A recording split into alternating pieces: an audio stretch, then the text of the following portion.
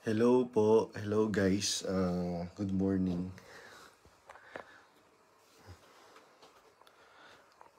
Grabe, ang tindi ng yelo pa rin dito.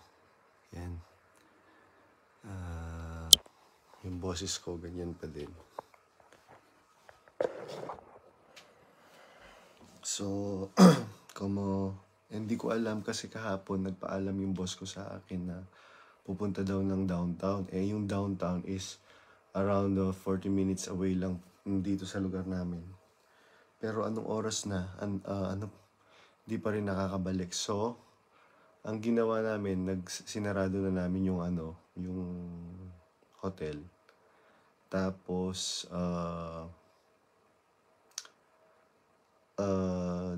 baka ang duda namin, dumiretso na ng capital sa city, which is 6 hours, 5 to 6 hours away. Yan. Tapos, naglakad-lakad ako kagabi sa habang yung kasing kapatid na kasama ko ay nag-part-time, nagmasahe. Yun. So, going back dun sa live video natin kahapon, yun. Madami pang mga ganon. Ayoko lang i-mention yung iba kasi naawa din ako. Somehow, minahal ko din naman yung mga yun. Tinuring ko silang more than a friend. Higit pa sa pamilya. Alam nila yan, yung mga national choir na mga nakasama ko. Tinuring ko silang more than a family. Kaya lang, ganun talaga. Bahala na ang Diyos sa mga ganong mga tao na kung magpaimbabaw no? Kaya ako naniniwala ako na ang Diyos patas siya. Naapi ka man dito sa mundo, ipagtatanggol ka niya kagaya nga ng sabi niya sa kanyang banal na aklat, akong gaganti, huwag kayong gaganti.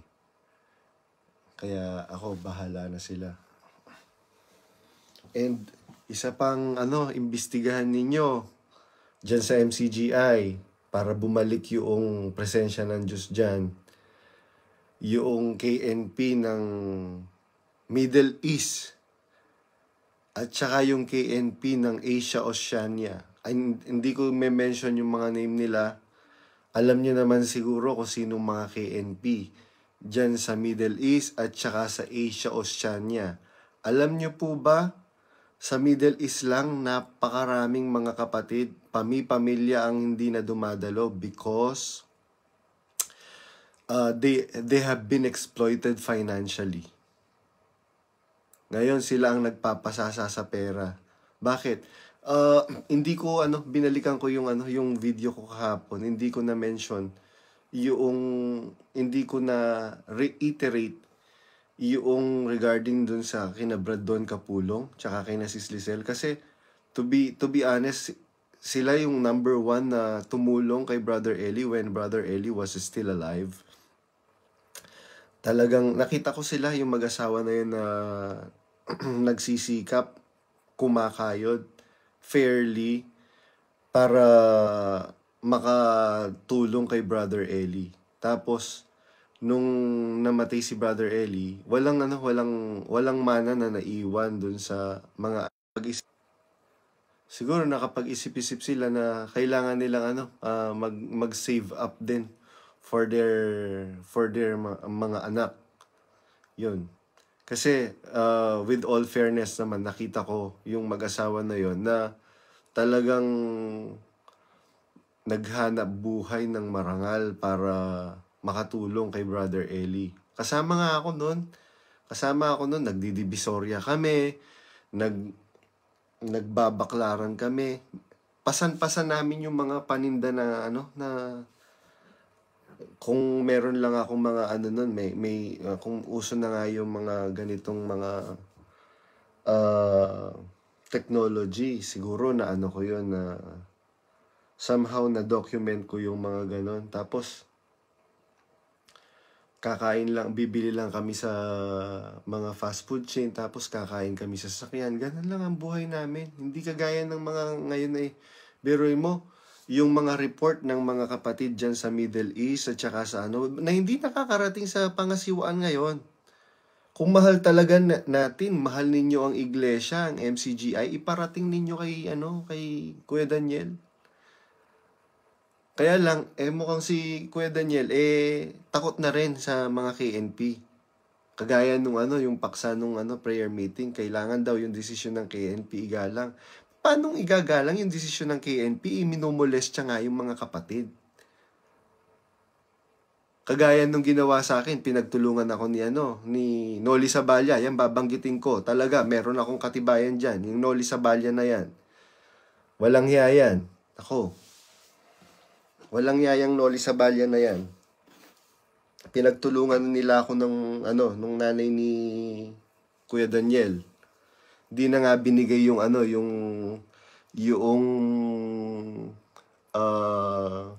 commission ko. Ayan, nanonood. Alam ko nanonood yung kasambahay nung pinagbilhan nung house and lot. Nanonood siya. Kita ko eh. Tapos, alam niya, ginawan ako ng issue nung seller. Magulo kasi yung seller din. Tapos, sinisiraan ako. Hindi nyo na nga binigay yung commission ko, tapos sinisiraan nyo pa ako. Tapos, sasabihin nyo yung sa Diyos kayo ngayon. Anong kapal ng pagmumukha ang meron kayo na alam ninyo sa sarili nyo na nagsisinungaling kayo, na nang-aapi kayo ng tao, tapos ikiklaim nyo, sinasabi nyo na kayo ang sa Diyos. Ang kapal ng pagmumukha ninyo. Ang kapal ng pagmumukha ninyo. Lalo na yung nanay ni ni Kuya Daniel. Nako. Biruin mo, sasabihin, demonyo kami. Pero yung mga kasambahay ni Kuya Daniel, pagka tinatawag niya anak, yun, napaka-plastic. Meron akong nung siguro 2023 yon, noong ko yung tiny house, ginawa naming kasi idea ko po yun na kesa nakatambak lang yung mga bahay doon sa Baghdad, yung likuran ng convention, i-convert naming Airbnb kasi may mga kapatid nang nagme-message sa akin na naghahanap ng ng matutuluyan. So ako ang nire-refer ko yung hotel sa labas. Kumikita sila na hindi nakikinabang supposedly yung gawain. Tapos yun,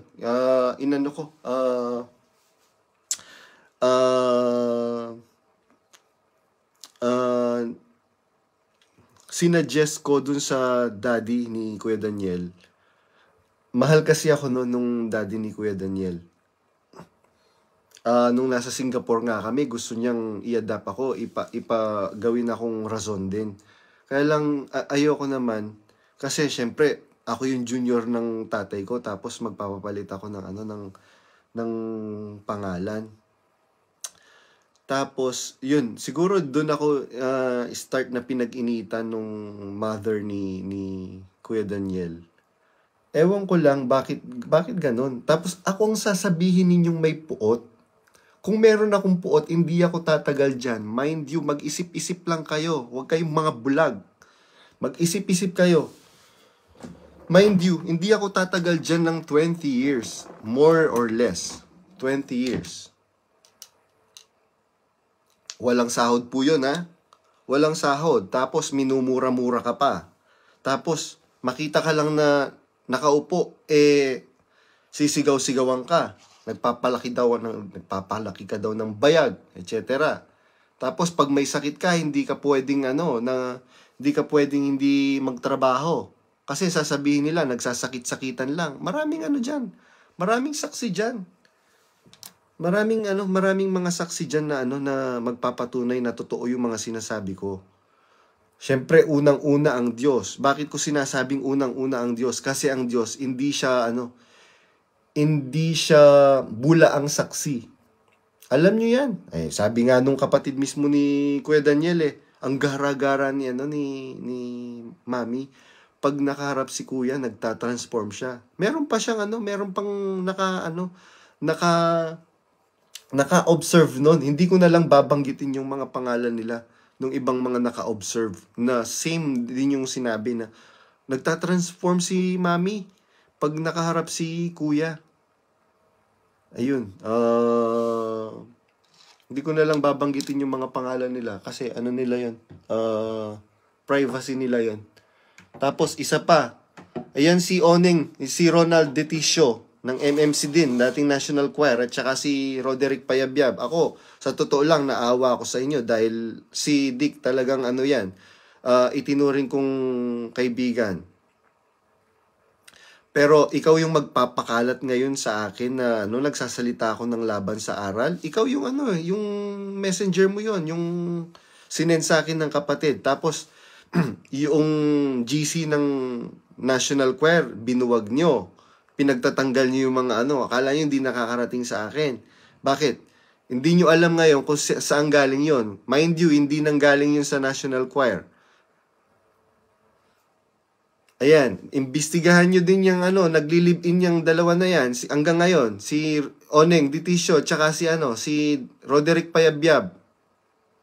Nagli-live-in yan. Pero inyo, MMC kayo ngayon, nagli-live-in kayo?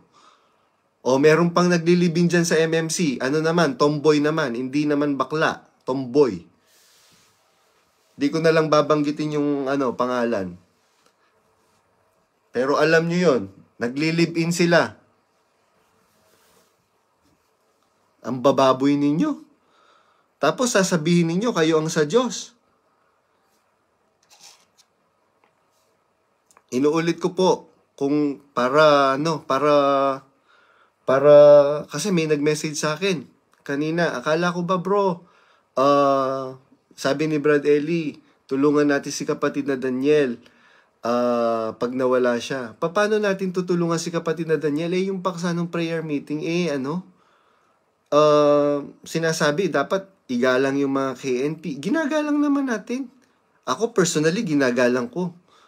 Pero babastusin ka na ng KNP, exploit ka na, pagsasamantalahan ka na. Kaya nga, di ba nung panahon ni Brad Eli, ang daming KNP mga nawala sa tungkulin?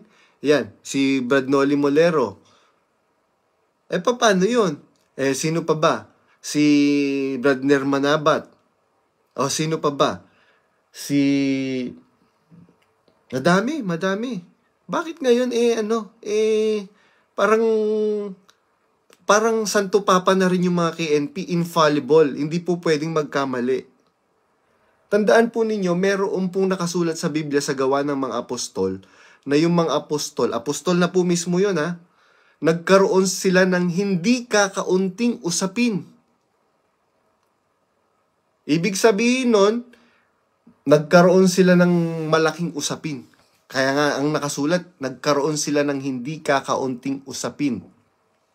Kaya tumindig si Santiago, sabi niya, ang hatol ko ganito, wag na nating gambalain yung mga hintil na nagsasadyos, kundi ituro natin sa kanila na sila'y magsiilag sa mga binigti, sa mga inihain sa Diyos-Diyosan, pakikiapid. Kaya ang daming mga inhustisya ngayon sa MCGI. Buksan lang po natin yung isip natin. Pagka kasi lalo na sa mga worker, pag nag-voice out ka, pag tutulong-tulungan ka, kagaya nung ginawa ko, nung nakadestino ako sa Arayat, sa District 5, tapos ngayon di ko lang kung anong distrito yon. Biruin mo, bagong kapatid, i-involve mo sa project, magpo-provide ng motor, ng cart. Tapos 2 days na lang ipapa-cancel mo. Yung ni-report ko. Kasi yun yung nakita ko, nalaman ko, natutunan ko kay Brad Eli, yung mga bagong kapatid, iniingatan yan. Kumbaga sa literal na bagong panganak, pabubuhatin mo na ng 1 timbang tubig. Tapos anong ginawa sa akin? Pinagtulong-tulungan ako. Kaya ganun po ang nangyayari ngayon, mga kapatid. Huwag po kayong maniniwala sa mga sabi-sabi, mag-imbestiga po kayo. Dumiretso kayo kay kay Brad Daniel kung mahal ninyo ang iglesia, yung MCGI, dahil marami pong naaabuso. Lalo na yung mga OFW, marami pong naaabusong mga OFW kung hindi nyo po alam. Bakit? Biruin mo, kagaya nun, may nag-message sa akin, taga US naman. Biruin mo, bro, sabing ganyan, ang dami pong mga kapatid, mga matatanda pa po, sabing ganyan. Umaaray na po sila sa dami ng tulungan ngayon. Samantalang ang nakasulat lang sa Biblia, magbigay ang bawat isa ayon sa pasya ng kanyang puso. Ayon sa kanyang iginiginhawa, wag mabigat sa loob o dahil sa pinipilit, sapagkat iniibig ng Diyos ang nagbibigay na masaya. Kala ko ba, tinuturo sa atin yun, nasa doktrina yun, bakit ngayon, biro mo, monthly merong concert. Tapos, bukod sa monthly merong concert sa Araneta, merong concert weekly sa KDR. Bakit? Anong nangyayari? Anong ginagawa nating gatasan ng mga kapatid? Ang sabi ko nga dun sa mga nakakausap kong mga kapatid ngayon, ako dinidiretso ko na sila pag nagme-message sila sa akin ngayon, kasi ginawa ninyo sa akin yan, gara pa lang ng ginagawa niya, biro nyo, mas message, pinapablock ninyo ako sa mga kapatid. Anong grounds? Ang sinasabi nyo, nagsasalita ako ng laban sa aral. Patunayan ninyong nagsasalita ako ng laban sa aral, papatunayan ko sa inyong mali kayo. Gawa ng demonyo yan. Diba? Hindi ba malinaw na gawa ng demonyo yung ginagawa ninyo sa akin at sa mga kapatid na nagvo-voice out, na nagsasalita ng totoo? Ayan, merong nag-message sa akin. Ano rin to, OFW din to. Sabi niya, Brad, nakikinig ako sa live mo. Tama naman ang sinasabi mo. Tama po yun. Kasi ako na-destino po ako abroad eh. At hindi ako dinistino ng KNP, ang nagdestino sa akin si Brad Eli, ang nagbigay ng destino sa akin si Brad Eli. Good thing. Kaya ang loyalty ko wala sa KNP. Ang loyalty ko wala din kay Kuya Daniel. Ang loyalty ko nasa Diyos. Kasi pagka ang loyalty natin nasa Diyos, susunod ka sa utos ng Diyos. Sabi ng Diyos, ibigin ninyo ang nangagpupuno sa inyo. So, pagka ang loyalty natin sa Diyos, mamahalin natin yung nangangasiwa. Pero pagka ang loyalty na natin sa nangangasiwa, diskaril ka na. Diskaril ka na. Bakit? Pwede kang iligaw ng nangangasiwa. Tandaan po natin yan. Maraming nangasiwa sa bayang Israel na unang bayan ng Diyos. Talagang lehitimong bayan ng Diyos ang Israel. Maraming nangasiwa sa bayang Israel, iniligaw sila. Kaya ganun, mga kapatid. Dapat ang loyalty natin sa Diyos. Wala sa tao. Dahil pagka ang loyalty natin, ibinigay natin sa tao, diskaril na tayo. Ngayon, sinasabi nating mahal natin ang iglesia. Sabi ni Brad Eli, pagkamatay ko, mga kapatid, tulungan ninyo si kapatid na Daniel dahil sigurado ako pag namatay ako, nawala ako, maraming maglilitawang mga lobo, mga ganid. Sasagpangin kayo, mga kapatid. Ganyan ang ginagawa ng mga KNP ngayon. Hindi ko po nilalahat ng mga KNP. Imbestigahan nyo po yan, Brad Daniel, kung sinasabi nating sa Diyos pa din ng MCGI, imbestigahan nyo yan, yung KNP dyan sa Asia, Oceania, at saka sa Middle East. Yan lang muna. Kasi, by doing such, makakahinga ang mga kapatid. Bibigyan nyo ng relief. Ganyan ang nangyari sa Israel eh. Biruin nyo, nagbubuntong hininga ang mga Israelita dahil yung mga namiminuno sila, mga ganid. Mga ganid yung mga namiminuno sa kanila. Pero nyo, Yung mga credit card ng mga kapatid ang may hawak KNP. Merong kausap yung kapatid na nagkwento sa akin. Bro, pinapablock si Brad Badong. Pinanood ko yung mga video ni Brad Badong. Sabi nung kausap niya, wala naman siya sinasabing mali kasi ako, bro, galing ako sa Middle East, sabi niya ganyan. Totoo yung mga sinasabi ni Brad Badong. Yung pera ng mga yung credit card ng mga kapatid, ang may hawak KNP. Biro mo, merong kapatid na na professional. Merong kapatid na professional sa sa Middle East. Hindi ko na lang babanggitin which part of Middle East, particular area sa Middle East, para walang idea. Merong doon, merong particular na na kapatid na nagkwento sa akin. Biro mo, bro, professional ako. Ang sahod ko 200 or 350,000 pesos a month. Tapos hindi ako maka-afford ng luxury car. Yung mga manggagawa na wala naman trabaho, naka-luxury car.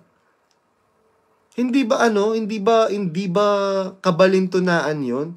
Tapos ako ngayon yung papasamain ninyo, pagtutulong-tulungan ninyo ako na nagsasalita ako ng laban sa aral. Ano ang sinalita kong laban sa aral ngayon? Ngayon, kung naniniwala tayong ang iglesyang ito, sinasamahan pa din ng Diyos, kung gusto nating samahan pa din tayo ng Diyos, patunayan natin yon. Claiming is one thing, but proving is another thing. Kaya naglayasan tayo sa mga kani-kanya nating mga iglesyang pinanggalingan because meron tayong mga nakitang irregularities na labag sa Biblia. No po? Kaya, imbestigahan natin. Bigyan natin ng mandato yung leader na itinalaga ni Brad Ely sa bago siya mamatay. Mga kapatid, matagal na panahon na binibili ni Brad Ely bago siya tuluyang namatay na tulungan si kapatid na Daniel. Bakit hindi nakakarating kay kapatid na Daniel yung mga mga dapat niyang malaman? Mismong magulang niya nga nagtatransform eh. Hindi si daddy talaga pag nagalit yun, galit yun. Tsaka hindi plastic yun, si daddy. At tsaka yun si daddy, pag sinabi niyang pagpagod ka, tapos na yung ginagawa mo, umupo ka, magpahinga ka, totoo yun sa loob niya. Kasi nakasama ko si daddy na hindi kasama si mami. Meron ba akong galit kay mami? Ako, to be honest, naawa ko kay mami. Sa mother ni Kuya Daniel, naawa ko kasi matanda na siya. Kaya lang, biruin mo, paano natin maililigtas yung isang tao na matanda na nga, hindi nagbabago? Kung hindi natin sasabihin directly sa kanya, yung dapat niyang baguhin. Biruin nyo, meron silang nakasama, nalaglagan ng baby. Bakit? Pinagbuhat ng ng mabibigat na pinagtrabaho. Di tanungin nyo yung nalaglagan. Hindi ba susulitin ng Diyos sa kanya? Yung batang na agas. Tapos sasabihin niya, napaka-aarte ng mga nagbubuntis ngayon. Kaya nakakalungkot. Ako talaga, ikinalulungkot ko na yung ginagawa ng mga KNP ngayon. Pero gagapangin ninyo ako sa mga kapatid na na ipablock ako. Nagme-message yung mga kapatid kasi alam nila na wala akong ginawang hindi ko minolestya ang mga kapatid. Hindi ko minolestya ang mga kapatid kahit saan kayo pumuntang lokal. Kahit sa National Choir, wala akong ni isa diyang hinipuan. Kaya yung Ray Jebulan na yan, tsaka yung Miguel na yan, imbestigahan nyo yan. Ako, yung sinabi ko kahapon sa video ko, totoo yun. Totoo yun. 'Di ba, Miguel Lumalang, meron kang minessage. Punta ka na dito sa attic, ako lang mag-isa. O bakit ikaw, Ray Jebulan, meron namang sariling unit ang mga lalaki ng National Choir, bakit ka bumukod? Ganun ka ba ka-special?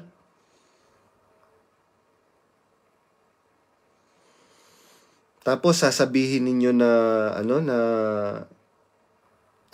banal kayo, nagsasadyos kayo, salaula kayo, nakakadiri kayo, mga wala kayong delikadesa.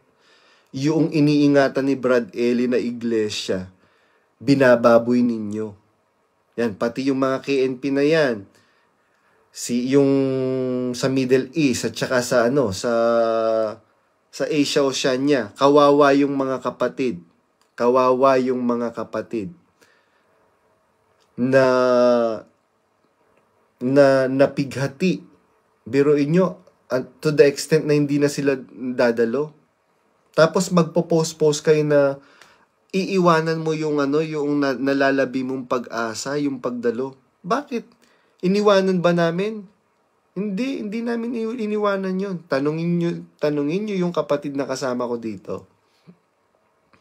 Saksi siya na dumadalo ko, tinanggal yung link ko. Hindi ko kasalanan yun. Tsaka, sabi naman ni Brad Eli, mga kapatid, sapat na yung mga video na naiwan ko sa inyo, ng pangangaral ko, para ikaligtas ninyo. Ngayon, maka Brad Eli pala tong si Badong. Hindi ako maka Brad Eli, maka Diyos ako. Kasi sabi ng Biblia, manatili ka sa bagay na iyong pinagkaroonan ng katunayan. Kaya nananatili ako doon. Kaya yung mga tinuro ni Brad Eli, hindi i-expose nyo kung ano yung dapat nyo i-expose, pero hindi ako mag-expose. Meron nga nagtanong sa aking kapatid regarding kay Brother Eli. Sabi ko, bro, ayoko pong sagutin yan because si Brad Eli, with all fairness naman, napabuti po ako doon, with all fairness. And nananahimik na po siya, wag na po nating gambalain. Kung ano man yung nagawa niya na pagkakamali, ang Diyos na po ang doon, bahala. Pero kung po pwede po na makiusap sa Diyos sa araw ng paghuhukom, makikiusap po ako. Sasabihin ko, Panginoon, naging mabuti po akong tao dahil po kay Brother Eli. Ganun lang po. At saka si Brother Eli, pinagtatanggol niya po kami. Eto, sabi nung sasabihin ko na po ngayon, yung sinasabi nung ibang mga nagme-message. Meron ka namang access kay Brad Daniel, bakit hindi ka ba't sa social media mo 'di ba sa social media ako siniraan? Kesa mag-chat ako ng mga kapatid, mauubos yung oras ko. Ayan, magla-live na lang ako. Para alam din ng mga lumalaban sa iglesia na somehow I have faith and I have believed in the church which Brother Eli had ano bang tawag doon sa English? Itinaguyod ni Brad Eli yun. Nakita ko talaga nung nasa Singapore kami, biruin nyo. Nagtitinda kami ng ako po yung tindero ni Brad Eli sa Singapore ng lumpia. Awa ng Diyos na kaya tuwan-tuwa si Brother Eli noon dahil kumikita kami sa awa ng Diyos. Tapos babanggitin ko po ngayon para minsana na lang. Sabi nilang mga iba, bro, bakit meron ka namang access kay Brother Daniel? Ba't di mo Nag-message po ako sa kanya, to be honest. Nag-message po ako sa kanya, meron po akong screenshot ng message na sinabi ko sa kanya na sinungaling po yung nanay niya. Kung lahat ng sasabihin ng nanay ni Brad Daniel, paniniwalaan niya, maraming mapapahamak na kapatid. Bakit? Ayan mismo, kapatid niya, tanungin niya. Di tanungin niyo si Sis Lisel. Kapatid ni Brad Daniel yan Ang sabi niya, ang gara-gara ni Mami. Nagtatransform siya pagka nakaharap si Kuya. Bakit kayo takot kay Mami? Sabi nung isa, somehow kinasangkapan naman niya ng Diyos para Komo ba kinasangkapan ka ng Diyos?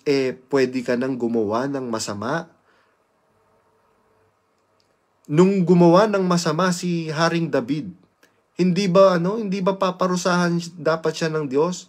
Kaya lang Como sinabihan siya ng propeta na mali yung ginawa niya, nagpakumbaba siya, gumulong siya sa abo. Nanalangin siya, humingi siya ng tawad sa Diyos. Itong si Mami, hindi. Nagparaya na nga ako dun sa commission.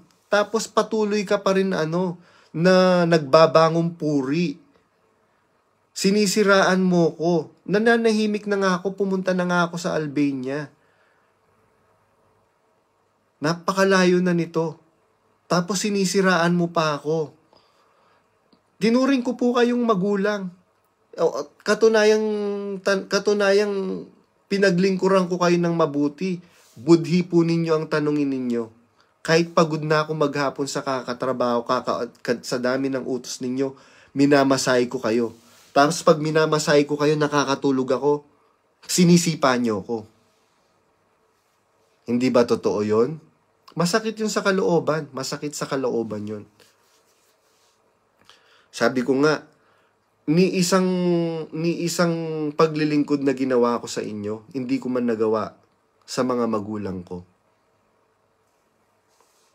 Masakit pakinggan kasi totoo po eh.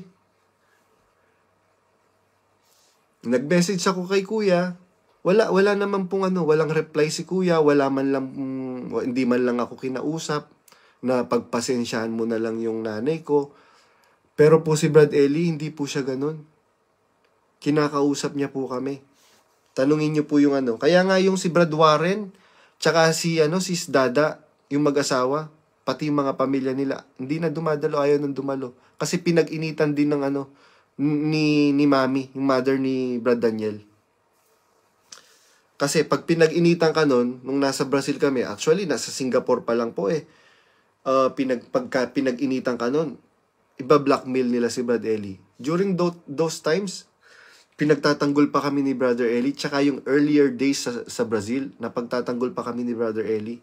Nung latter day ng Brazil, parang sige na lang. Gusto niyong pauwiin? Sige. Pero meron akong natatanda ang striking na sinabi ni Brother Eli.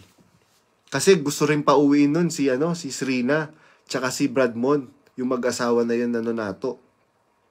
Ang sabi niya ni Brad Eli, kung lahat ng mga kasama ko, pauwiin ninyo, anong matitira sa atin?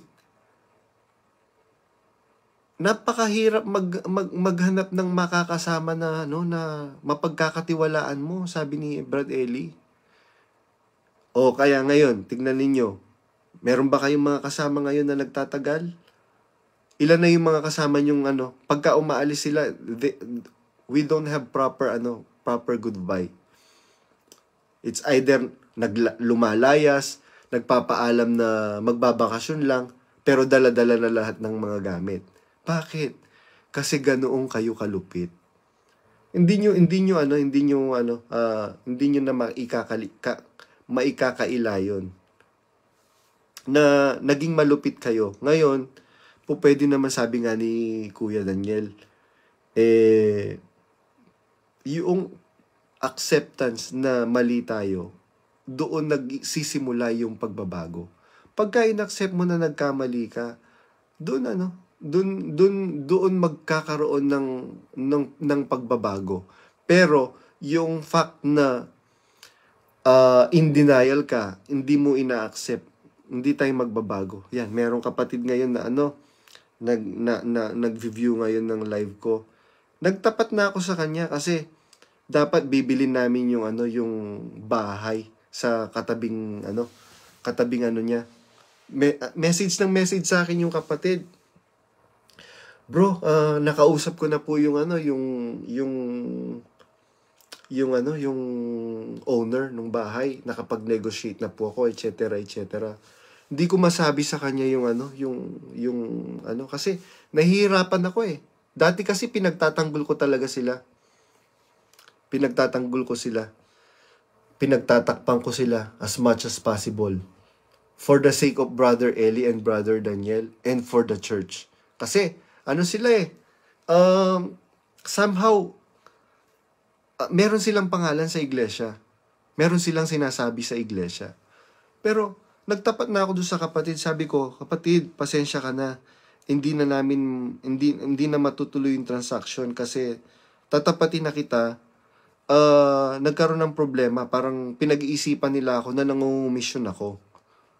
Actually, kahit tanungin nyo sila, yan, kung magtatapat yung sinoli sa balya na yan, number 1 yan na sinungaling. Nung nagtatransaction, sabi nung seller, hindi po bro, ito po yung presyo talaga kasi bibigyan ko pa po si Brad Badong. Anong sabi ni Noli sa balya? Wag mo na bahala na si dading magbigay diyan. Kay Brad Badong. Natapos yung transaction. Tinanggal nila ako bigla sa usapan. Dahil siniraan na nga ako pinagtulungan na nga ako nung mother ni Kuya Daniel. Tsaka ni Noli Sabalya. Kaya nawala na ako sa picture, sa senaryo. Biruin mo yung 50,000 na binigay sa akin nung seller. Ang nakinabang 30% or 40% nun, si mami tsaka si daddy, binigyan ko sila ng tag 5,000. First time nga in the history, hiniyakap ako ni mami tapos sinabi niya, ang bait-bait naman ng anak ko. Nakakalungkot lang. Kasi totoo yan. Totoo yan. Hindi nyo na mapapasinungalingan yan. Totoo yan. Ngayon, sinasabi natin sa Diyos tayo, patunayan natin. Patunayan natin sa Diyos tayo. Execute nyo yung justice. Execute nyo yung justice. Si Brad Eli, walang kamakamag-anak doon. Walang kamakamag-anak doon. Nagkamali. Ituwid natin ang pagkakamali. Tanggapin natin yung pagtutuwid ng Diyos. Tanggapin natin yung pagtutuwid ng Diyos, hindi yung magtatakipan tayo, kagaya dyan sa mga national choir na yan. Eto pa, yung Lorna Mondero na yan, yung Lorna, nakita ko kasi kahapon, nag-view siya sa ayan. Isa pa yung sip-sip. Nung huling pasalamat sa Brazil, ang daming nagsumbungan kay Daddy, na ang ginagawa pala ng Lorna Mondero na yan, yung yung dalahirang babae na yan, pinagsabihan ko na yan Paano nung unang punta niya sa Brazil, na nandun ako, lahat ng kasiraan ng mga kapatid sa lokal niya, kinukwento niya sa mother ni Brad Daniel. Kaya yung nanay ni Brad Daniel, nagkakaroon ng saloobin. Kinausap ko yan. Sabi ko, ikaw, babae ka, yung bunganga mo, itikom mo. Ang utos ng Biblia, kung nakita mo ang iyong kapatid nagkakasala ng kasalanang hindi ka mamatay, ipanalangin mo. Huwag mong yan. Ikaw, anong ginagawa mo? Dinadaldal mo kay mami. Imbes na malinis ang puso ni mami sa mga kapatid, diyan sa lokal mo, nagkakaroon siya ng saloobin dahil sa kagagawan mo. So, wala. Mas malakas siya kay mami. Bakit? Bakit siya mas malakas kay mami? Binibigyan niya ng kung ano-ano. Which is, hindi na-appreciate ni mami. Mas marami akong naibigay sa inyo, pero ang buong buhay ko, binigay ko sa inyo, nilaan ko sa inyo. Tapos, ganyan lang. Kaya lang, mas gusto nila kasi yung material things. Yun ang totoo. Yun ang totoo. Masakit man tanggapin. Tapos, going back, na di nagsumbungan yung mga kapatid na taga-Canada. Particularly doon sa lokal nung Lorna Mondero na yon. Tapos, binulungan ako nung mother ni Kuya, ni Mami. Sabi niya, wag ka nang susulsol. Kasi alam niya, marami akong alam. Pag sinabi ko kay Daddy na ganun nga yung magagalit. Kasi somehow mahal ako nung Daddy ni Kuya. Naramdaman ko yon. Siguro kaya ako pinag-iinitan nung Mami, nung mother ni Kuya. Hindi na lang ako kumibo nun kasi naawa din naman ako dun sa Lorna Mondero.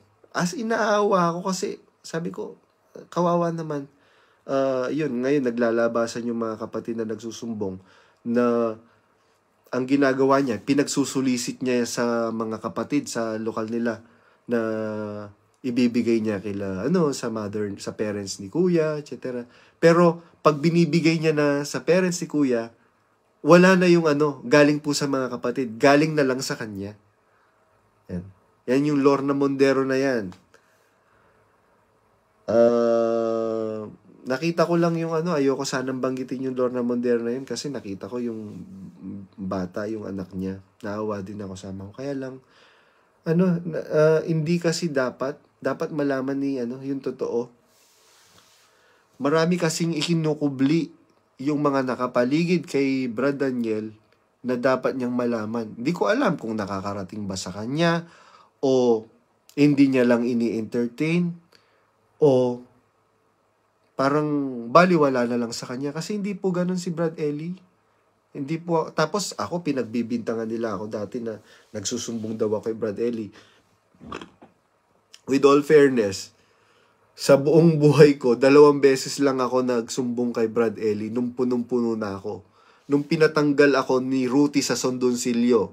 Yan, babanggitin kita. Talagang inano mo naman yon. Nung pinatanggal ako ni Ruti sa Sondonsilyo sa National Choir, na nagsumbong ako kay kuya, kay Ingkong. Sabi ko, Ingkong, pinatanggal po ako sa National Choir.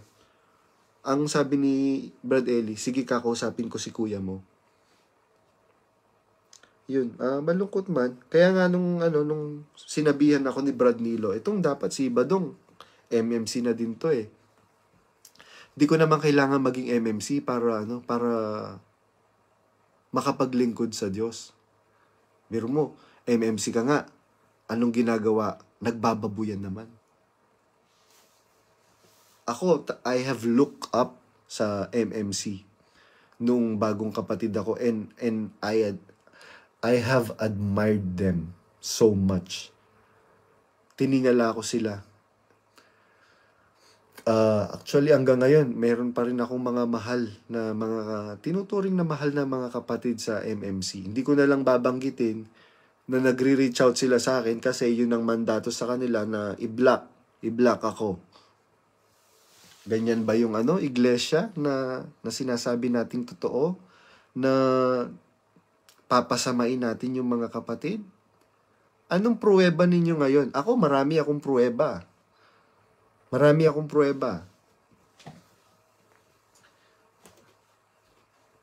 Hindi ba totoo na pasensya na, sinisipon po ako, walang tissue dito eh. Hindi ba totoo na nagli-live-in kayo, Roderick Payabyab, tsaka Oneng Ditisio? Hindi ba totoo nung National Choir kayo, meron kayong ginagawang kababalaghan? Hindi ba totoo, Miguel Lumalang, na meron kang chinat na, punta ka na dito sa atik, ako na lang mag-isa. Sige, pasinungalingan mo ngayon yan. Hindi ba totoong sinuspindi ka ni Brad Ato Tobias? Pero, sinuspindi ka na ni Brad Ato, pinadistino ka pa ni Ray Jebulan. Bakit? Kasi pagka hindi ka pinadistino ni Ray Jebulan, susumbatan mo siya. Sasabihin mo din kay Brad Ato, Brad Ato, itong si Ray Jebulan, din to, meron din kaming ginawa. Nag-lollipop din kaming dalawa. Di ba nakakahiya yun? Kaya wag kang magmalinis, Ray Jebulan. Kilala kita. Di ba totoo, meron kang pinipirahan na kapatid sa ibang bansa na babae?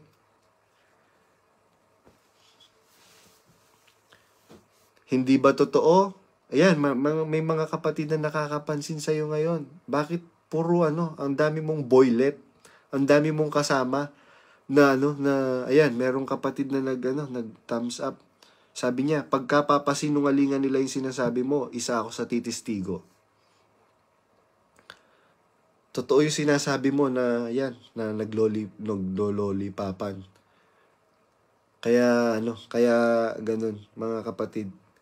Kung gusto nating magbalik at samahan ng Diyos ang iglesyang ito, patunayan natin sa pamamagitan ng gawa. Patunayan natin sa pamamagitan ng gawa. i-execute natin yung hustisya ng Diyos, i-execute natin yung kabutihan ng Diyos. Mga kapatid, yun lang. Huwag kayong matatakot na ika-cancel. Kasi hindi ako natatakot ika-cancel. Bakit? Napatunayan ko wala ang Diyos eh. Inahanap na daw ako sa baba. Ayun, kailangan ko nang bumaba. Nag-call ako sa'yo. Nag-call daw yung Sige po, magpapaalam na lang po muna ako ngayon. Ingatan nawa po tayo lahat ng Panginoon sa lahat po ng nagme-message sa akin. Ano bang gagawin? Magpatuloy lang sa paggawa ng mabuti. Sabi naman ni Brad Eli yun eh. Sapat yung aral. Ngayon, ang gawin po ninyo, wag na kayong tumulong sa bibili pa ng concert ticket. Pabayaan nyo sila. Pero yung ang dami-dami nilang pera, i-prioritize ninyo yung sa pamilya ninyo. Huwag kayong magpaloko sa mga manggagawa na yan na Huwag kayong magpaloko sa mga KNP na yan na prioritize nyo yung pamilya ninyo. Kasi pag nagka-problema kayo financially, hindi naman kayo tutulungan ng mga yan. Kaya walang maisusumbat sa akin na pinakain ako sa palad. Hindi. Dahil yung pamilya ko may kaya, awa ng Diyos.